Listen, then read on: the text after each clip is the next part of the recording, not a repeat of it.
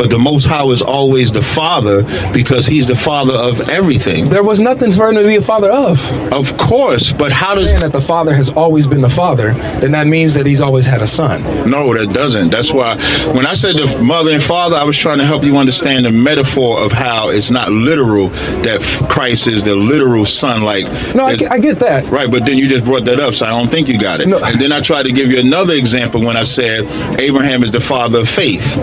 Faith is not a child either. It's a metaphor. Okay. So he's always the father because it's talking about him being the foundation. He's always been the foundation. All right, so but I'll give one more example. Okay. When Christ says, when it says he shall declare our sin in Isaiah the 53rd chapter, he shall declare his seed. Yeah.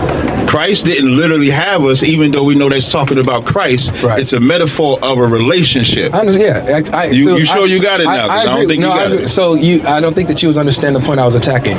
You brought up an example saying that if he's the father, then that must mean that he came before the son, because fathers come before their son. Correct. Right? Okay. Mm-hmm. So when you said that's what I was attacking, if you're saying that fathers always come before their sons, right, and you say at the same time God has always been the father, right, that means that he's always been the son. You're not a father until you have a son. Right. And what I had to clarify for you is that in that context, Christ didn't exist, but the Most High is always the Father because he's the Father of everything. There was nothing for him to be a father of.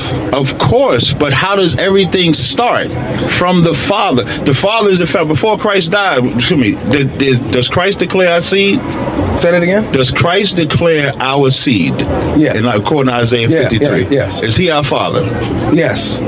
So how is that a metaphor? Yeah. That's a metaphor, right? Yes. So the Father and Christ, the Father and Son, is the same metaphor of a subordinate relationship. I got you. Right. So in Colossians 1:15, when it says he is the beginning of the firstborn of all creation, is the Father created? No, the Father's not created, and neither is the Son, because the next verse tells you why he's called firstborn. Like, for example, can we read it? Well, sure, we can pull it up. But let me ask you this: was David the first king of Israel? No. Was David the oldest of his family? No. But David is called the firstborn, the highest of the kings of the earth. Right. So was he the firstborn king? Israel, the verse, excuse me.